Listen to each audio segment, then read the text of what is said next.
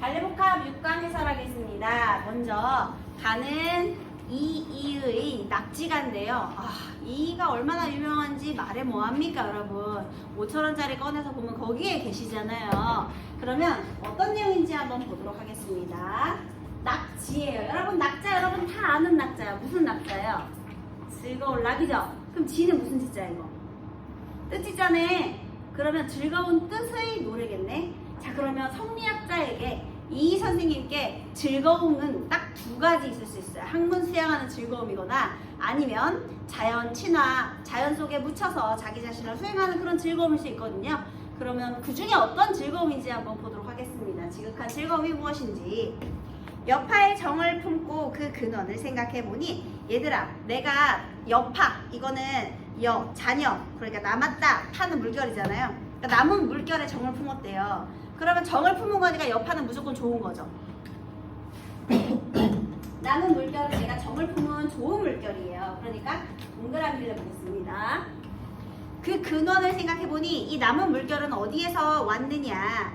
연못의 잔물결은 맑고 깨끗이 흘러가고, 자, 얘는 연못의 잔물결.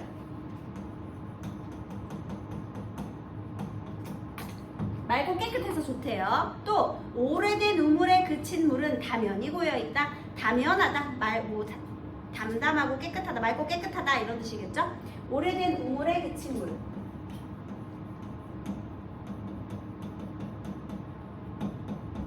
얘네들의 특징은 잔잔바리죠, 여러분. 잔잔바리. 고요하잖아. 그쵸?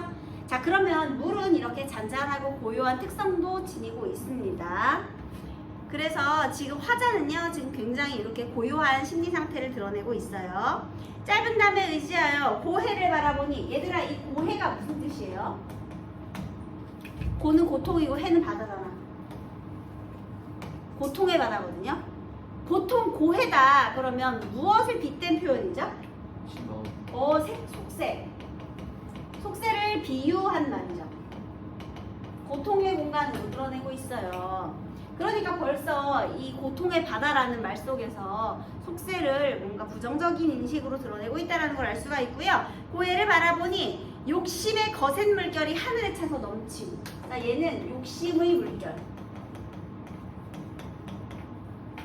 거센 물결, 심지어 하늘에 차고 넘칠 정도로 거세고요. 그 다음에 탐욕의 샘물.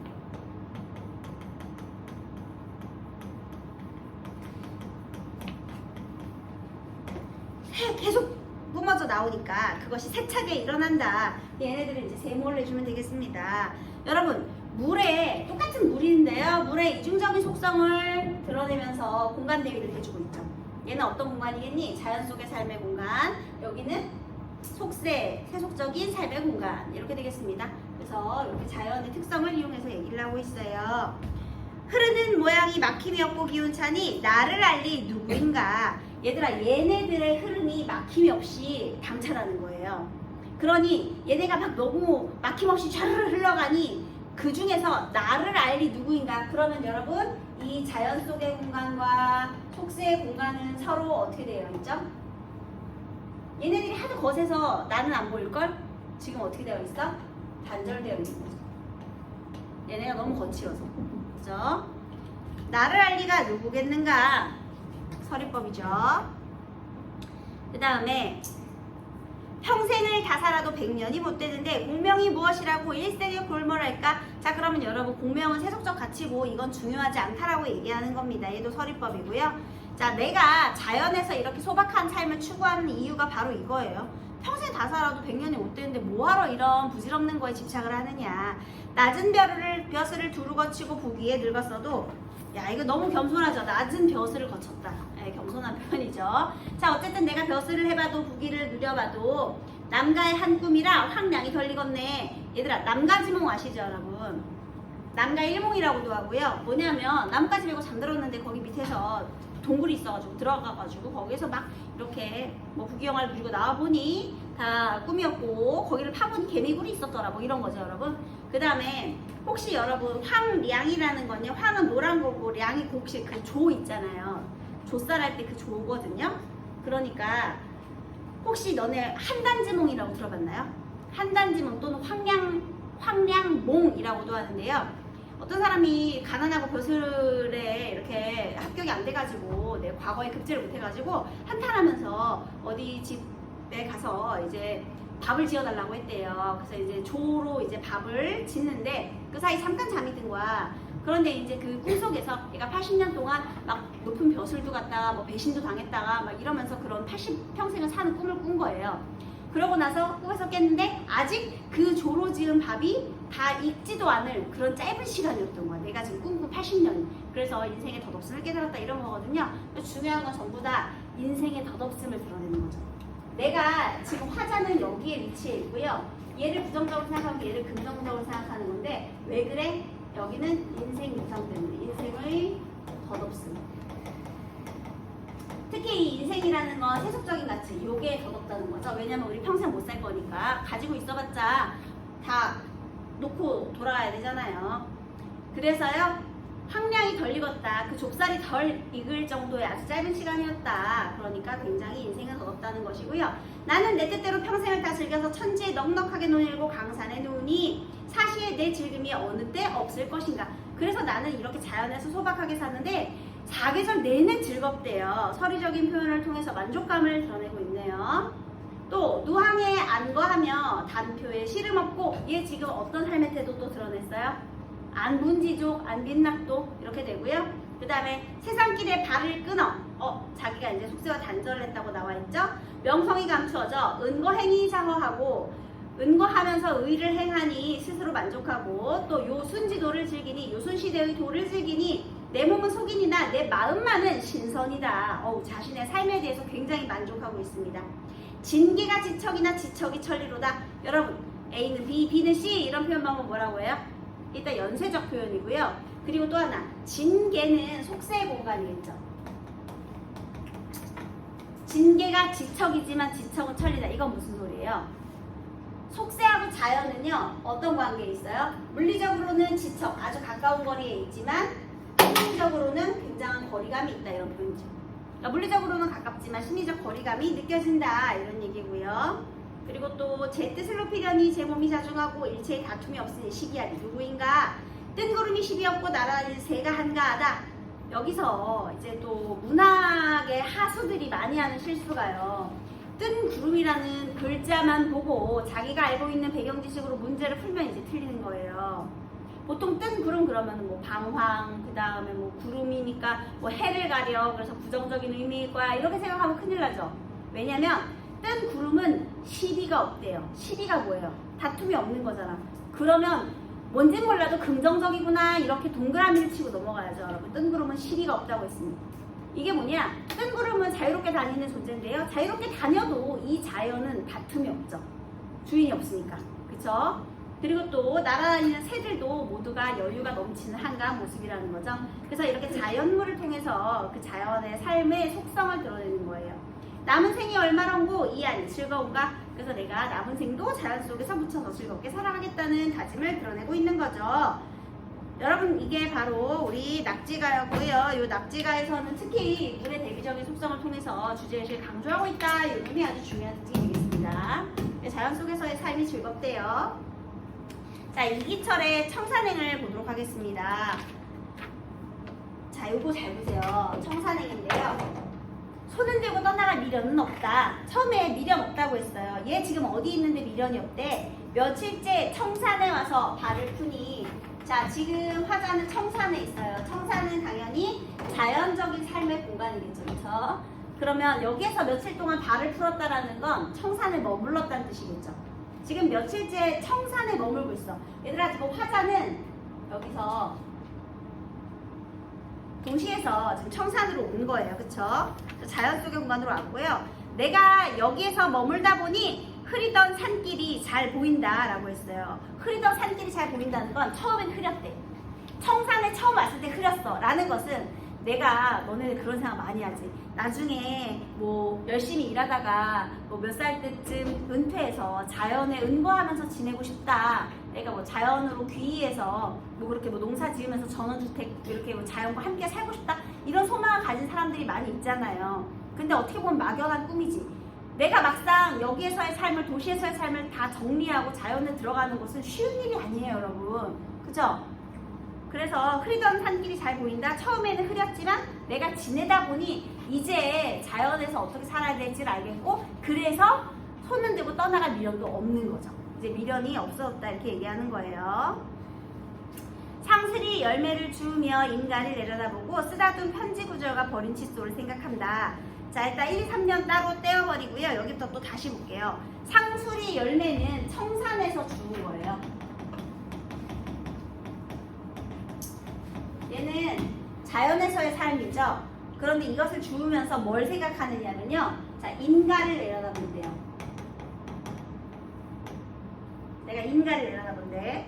그 다음에 쓰다둔 편지 구절. 얘들아, 편지도 어쨌든 가족이든 지인이든 속세로 보내는 거죠. 그쵸? 그 다음에 버린 칫솔.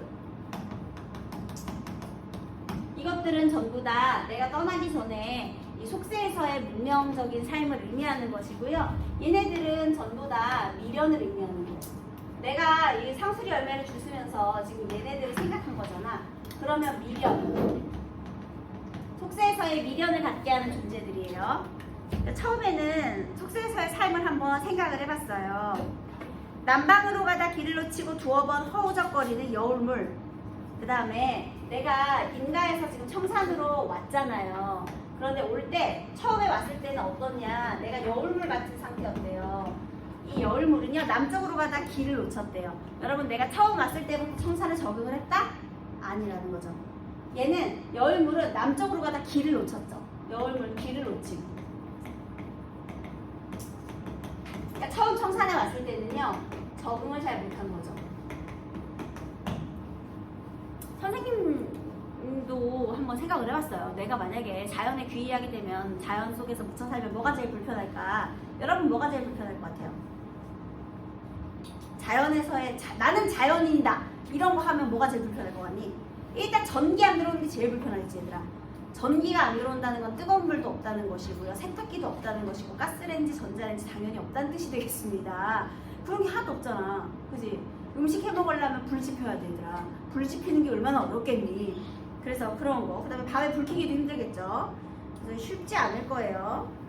만약에 자연인이 아니라 그냥 만약에 전원주택에서 산다. 그러면 전원주택에서 살 때 가장 힘든 건 선생님 생각엔 쓰레기 문제예요.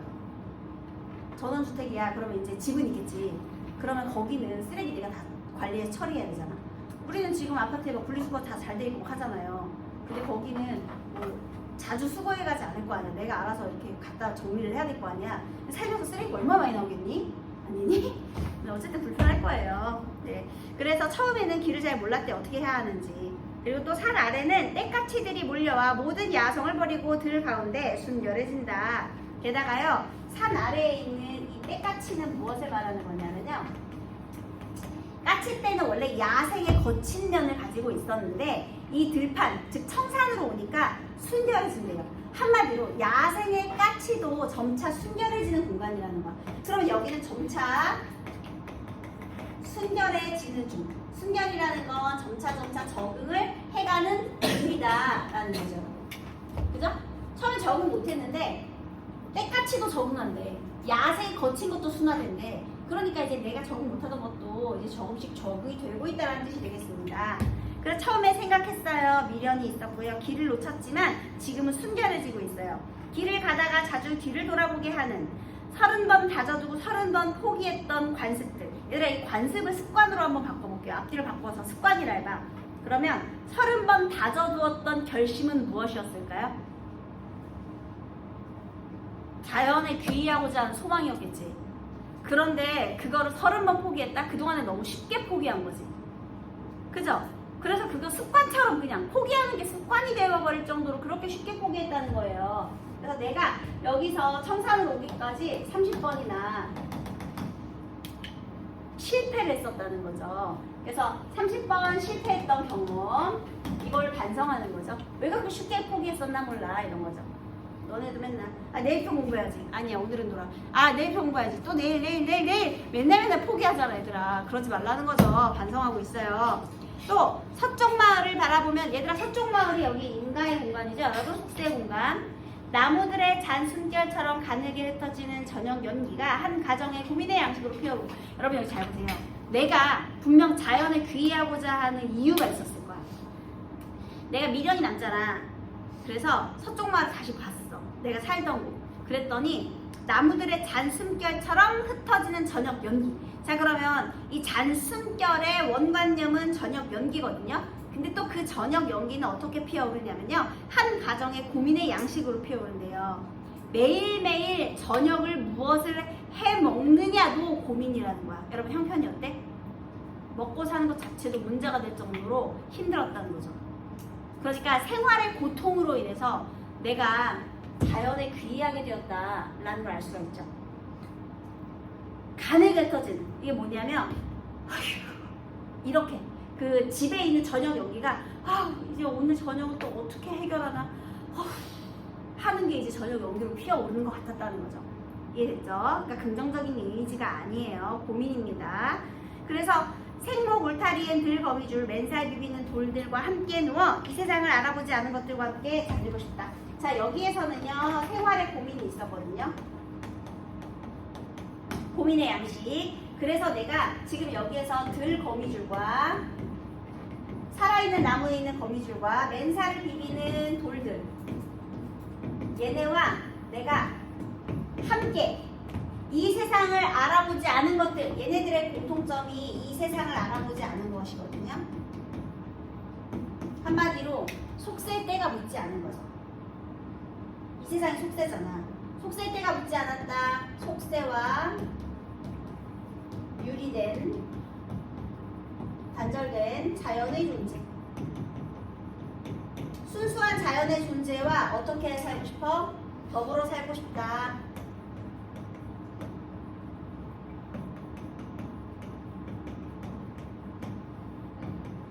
소망을 그러는 거죠. 그래서 점차 적응해 가는 것이고, 나 이제 청산에서 살 건데 완전히 적응했으면 좋겠다, 이런 작품이 되겠습니다, 여러분. 그래서 자연에 동화되어서 살고 싶은 소망을 드러낸 거예요. 완벽하게 지금 동화됐다고는 보기 힘들겠지만 그런 소망을 드러내는 작품이다, 이렇게 되는 것이죠. 자, 그 다음에 최일남의 서울 사람들 읽어보도록 하겠습니다. 일단 70년대 서울과 강원도를 배경으로 하고 있고요. 이 작품은요, 일단 여기에 있는 4명의 주인공이 있는데요. 그 중에 이제 나 1인칭 주인공 시점이에요. 그런데 이 4친구의 공통점이 있어요. 여기에 등장하는 4명의 인물들은요, 전부 시골 출신으로 지금 서울에 정착한 도시인이에요. 그러니까 원래부터 도시에서 태어난 도시인이 아니라요, 시골에서 이제 도시로 올라와서 서울, 그러니까 이촌향도 한 거죠. 서울로 상경해서 이제 시골 출신으로서 서울에 정착한 도시인 친구 4명이에요. 그래서 얘네들이요, 만나면 하는 얘기가 있습니다. 한번 볼게요. 판이 어느 정도 식어간다 싶을 무렵인데 TV 사회를 하는 최진철이 TV 대리점, 전자대리점 한대요. 불쑥 밑도 끝도 없이 한마디 한다. 언제 나를 잡아서 우리끼리 여행이나 한번 갔다 오면 어떨까? 보통 이제 우리 친구들끼리 그런 말 많이 하죠. 여행 한번 가볼까? 이렇게. 마침 화제가 시들해서 별다른 의도도 없이 한 말인 것 같았는데 의외로 윤경수와 김성달도 금방 동의를 하고 나섰다. 그거 좋지. 맨날 서울 바닥에서 비비적거리고 살다 보니까 고단해 죽겠어. 계절이 어떻게 바뀌는지도 모르겠단 말이야. 얘들아, 서울 바닥에서 비비고 살다 보니 고단하다. 도시 생활이 굉장히 각박하고 피곤하다는 걸 알 수가 있고요. 계절이 바뀌는지도 모를 정도로 바쁘게 살고 있었다라는 겁니다. 여러분, 여행에 대한 제안은요, 충분히 계획을 세우고 간절히 소망하던 바가 아니었어요. 이 최진철이가 갑자기 불쑥 화제가 시들해질 무렵에 그냥 자기도 모르게 불쑥 제안한 거야. 굉장히 즉흥적인 제안이었죠. 그러다가 사실 그러고 보니 우리끼리 이렇게 만나면서도 한번 여행을 해본 적이 없군 그래. 지금쯤 시골은 좋을 거야. 출소 끝나고 따뜻한 아랫목에 지지고 앉아 동동질러도 한잔 마시면 그 기분 서울 사람들은 모를걸. 자, 여러분, 지금쯤 동동질러도 한잔 마시면 여기다가 괄호를 내보겠습니다. 시골은 좋을 거야. 추수도 끝나서 뜨뜻한 아랫목에서 술이나 퍼마시면 얼마나 기분이 좋겠어. 얘들아, 얘네들이 시골 생활에 대한 동경을 하는데요, 시골 생활에 정말 막연하고 단편적인 기대감이죠. 시골 생활이 이런 것만 있겠냐? 그치?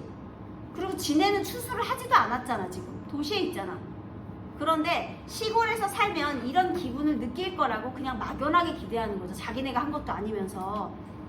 자, 그래서요, 거기다가 시골에 대한 막연한 기대감이라고 적으세요. 얘기 방향이 좀 엉뚱하다 싶었지만 나 자신도 그것이 굳이 싫은 것은 아니었고 가능하다면 언젠가 그런 기회를 만들어보자고 말했다. 그랬는데 최진철이는 이런 일은 기왕 얘기가 나왔을 때 아주 결정을 보고 말아야지 차일피일 하다가는 흐지부지 되고 마는 법이라고 우습게 다그치는 바람에 오늘의 모임까지 발전하고 마는 것이다. 어우, 성미가 굉장히 급하다는 걸 알 수가 있죠. 엄청난 이 성향을 가진 친구인 것 같아요. 그래서 이제 날짜까지 잡았어. 여러분, 여행은 계획적으로 된 것이 아니라요, 날조된 거예요. 그래서 즉흥적인 여행이었다는 겁니다. 그날 밤 내친 걸음의 날짜까지 정해놓고 나머지 몇 가지 원칙을 세웠다. 자, 이 몇 가지 원칙 네모해볼게요. 얘네들이 세운 원칙은요, 첫 번째, 목적지를 미리 정하지 말고 어느 날 어느 시 버스 터미널에 모여 가장 멀리 가는 버스를 집어 타고 할 것.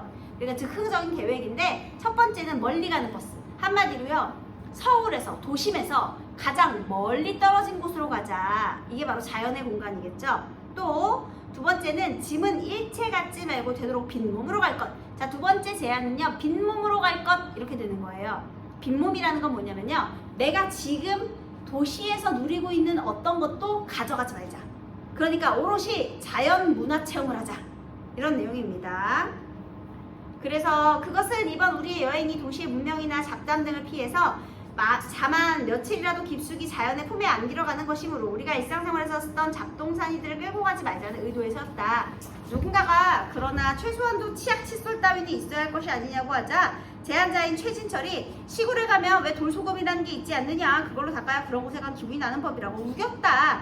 한마디로요, 얘네들은 떠나기 전에 시골의 삶에 정확히 맞추겠다라는 의도를 가지고 간 거예요. 그래, 좋았어. 비록 우리들의 고향은 아니라도 좋아. 고향과 엇비슷한 데로 가서 우리를 키워준 고향 같은 무드 속에 며칠을 묻혔다 오는 거야. 얘들아, 무드가 무슨 뜻이죠? 분위기잖아. 야, 도대체 고향 같은 분위기는 무슨 분위기니? 너무 추상적이지, 얘들아. 그러니까 정말 막연한 기대감이 있었던 거야. 그냥 시골에 가면 무조건 좋겠거니 뭐 구체적인 것도 없어. 알고 보면 우리들 넷이 모두 산골 촌놈들 아니니 먹고 사느라고 너무 오래 그런 정경과 등을 지고 살아왔고 비서실장으로 있는 김성달이 마침내 이렇게 결론을 내리는 바람에 넷이 이구동성으로 그러자 하고 손뼉을 치고 말았다. 자, 그래가지고 여행을 떠났어요. 근데 여행을 떠났거든요. 자, 얘네가 서울에 있어. 그런데 얘네들이 강원도 오지로 여행을 떠나요. 원래는요, 일정을 3박 4일 일정으로 떠났어요. 그런데 얘네들 3박 4일을 못 견딥니다. 일단 누군가는 커피를 간절히 원하고요. 또 누군가는 TV 보기를 원하고요. 그러니까 핸드폰 찾는 거랑 똑같은 거야. 그리고 누군가는 맥주를 간절히 원해요. 그러니까 얘네가 막연한 기대를 가지고 강원도 여행을 떠났지만 분명히 이 시골 삶을 살게 하겠다라고 했는데 사실은 이미 나는 문명에 물들어 버린 거지. 그래서 이걸 못 참는 거야. 불편한 걸 못 참는 거야.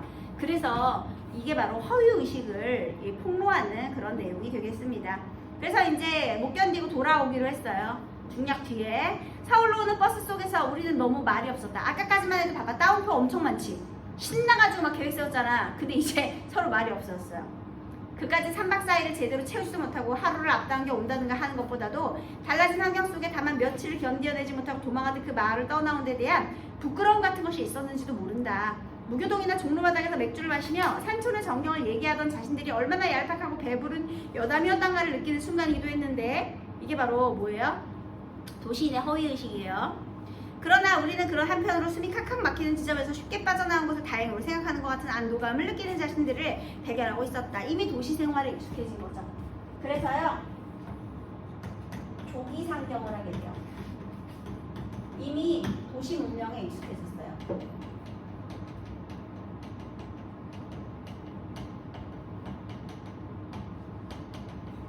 이것 때문에 도시인의 허위의식이 강조가 되고 있는 겁니다. 모순이죠.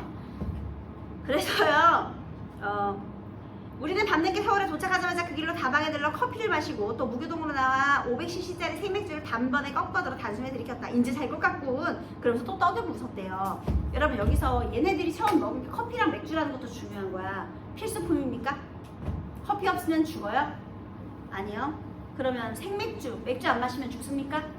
아니요. 그런데 얘네가 도시에서 제일 먼저 와서 찾은 것은요, 바로 이런 거라는 거예요. 사치와 향락이죠, 여러분. 그러니까 그게 없는 거야, 시골에는.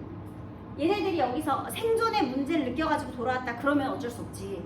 그런데 그런 게 아니야. 바로 이런 향락, 소비, 이런 도시 문명에 이런 즐거움이 없기 때문에 돌아온 거야. 그러니까 이게 뭐 그거 싫어가지고 소박한 게 좋다고 가놓고서는 이제는 너무 소박해서 다시 도시 문명을 즐기고 싶어 돌아온 거잖아요. 그래서 그런 허위의식과 모순성을 폭로하는 그런 작품이 되겠네요.